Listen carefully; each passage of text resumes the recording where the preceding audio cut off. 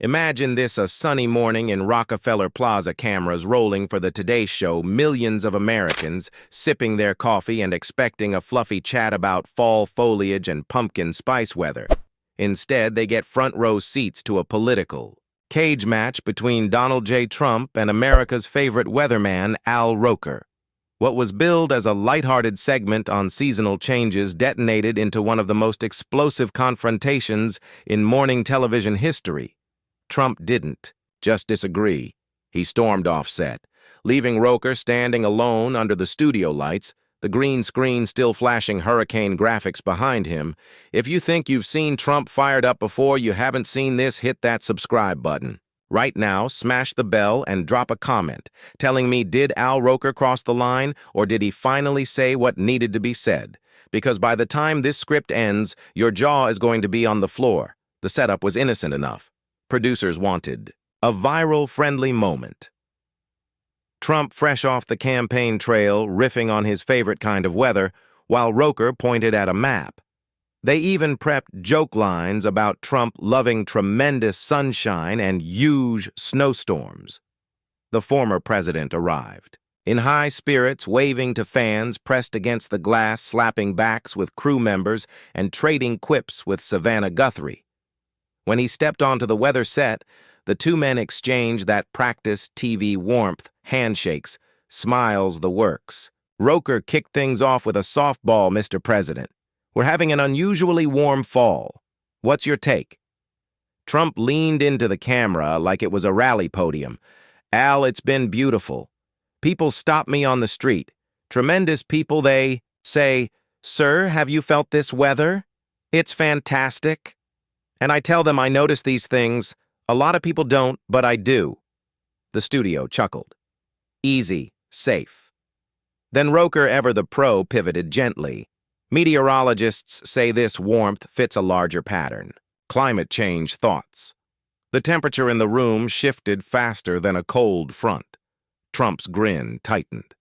Climate change, he repeated, stretching the words like taffy. I've spoken to the smartest people, brilliant people, and they tell me it's not that simple. Roker's eyebrow arched, but he stayed smooth. With respect, sir. 99% of climate scientists agree human activity is the primary driver I've tracked. Weather for 40 years. The data doesn't lie. Trump's hand shot up that gesture. Whose data? Al, I've seen data too. Scientists disagree. When you say the science is clear, which science are we talking about? The China science laughter from the control room died instantly. Roker pressed on voice. Steady, but edged. We're seeing. Stronger. Hurricanes, longer heat waves, shifting seasons, observations, not opinions. Trump fired back. We've always had hurricanes. Al, I remember summers so hot, the pavement bubbled. Nobody called it climate change. They called it July.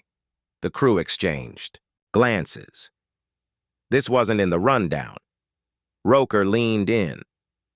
The intensity is what's new. I've covered Katrina, Sandy, Ian storms that rewrite coastlines. The models show Trump cut him off. Models. How many times have those models been wrong? They predicted. Manhattan underwater by 2000. I'm still golfing at Mar-a-Lago. The segment was supposed to wrap at 5 minutes. They blew past 12 producers, waved frantically from the booth, cut to commercial. But neither man budged. Roker's tone sharpened. Satellites, ice cores, ocean buoys all confirm the planet's warming at a rate natural cycles can't explain. Trump waved dismissively. The planet's been warming since the Ice Age. Our Vikings farmed Greenland when it was green. No Teslas back then. Roker's patience cracked. You're cherry-picking anecdotes and ignoring peer-reviewed data. The rate of change is what's unprecedented. Trump smirked. Or maybe your instruments are off. Maybe the sun's hotter. Maybe you're arrogant to think. Humans control the thermostat of a planet that survived asteroids. The word arrogant landed like a thunderclap. Roker's eyes narrowed. What's arrogant is dismissing thousands of scientists because their conclusions threaten oil profits. Trump's face went stone cold. Oil built America.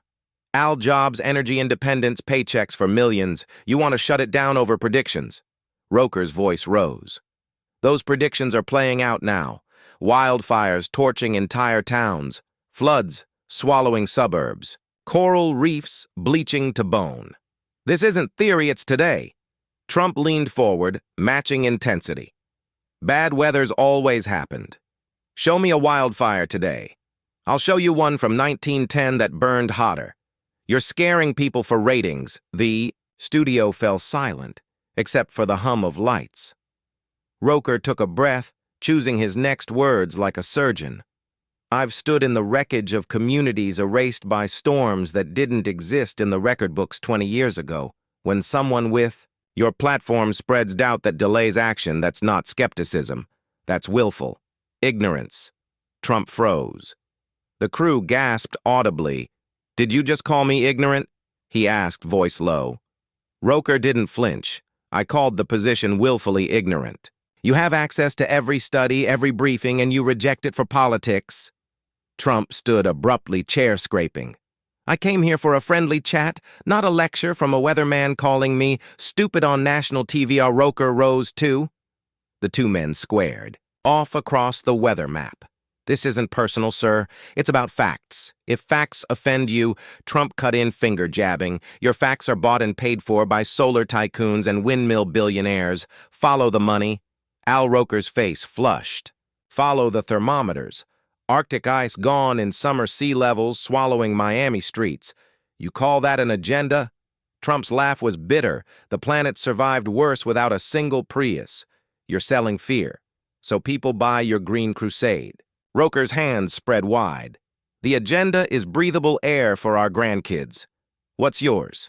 Cheap gas. Today. Catastrophe tomorrow. Trump turned to leave.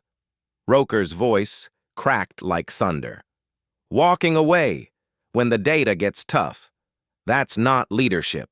That's cowardice. The word detonated. Trump spun back, eyes blazing.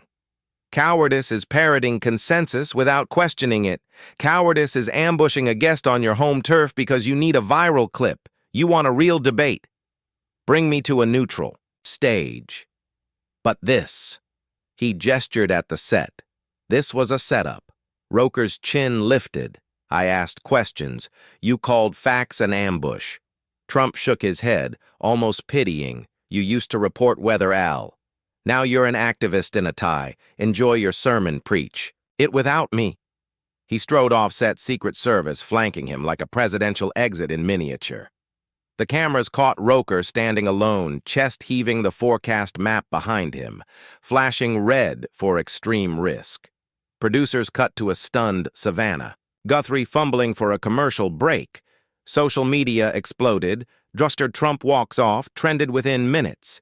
Clips racked up 50 million views in 24 hours. Pundits screamed. Memes flooded. One side hailed Roker as the hero who finally held power to account. The other crowned Trump the victim of liberal media bias. But here's the moment that still gives me chills. As Trump reached the studio door, he paused just for a second and glanced back.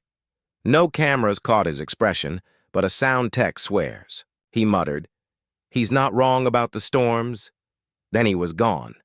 Did the weight of Roker's words land? Or was it just the heat of the moment? We may never know. What is clear is that morning television will never be the same. A 5-minute fluff. Peace became a cultural flashpoint, exposing the raw nerve of America's climate divide in real time. So here's my question to you. Was Al Roker justified in going nuclear, or did he torch a bridge that didn't need burning? Did Trump dodge accountability, or did he escape a rigged interrogation? Drop your take in the comments respectfully. This is Still Morning TV, and tell me if you think this walk-off changes how politicians handle tough questions. Subscribe now, because the fallout from this moment is just beginning. Insiders say NBC execs are in crisis mode, Trump's team is shopping the footage to every network that'll pay, and Roker. He's reportedly refusing to apologize. The next chapter drops soon, and you won't want to miss it. This is your channel name signing off until the forecast clears. Stay curious, stay loud, and I'll see you in the comments.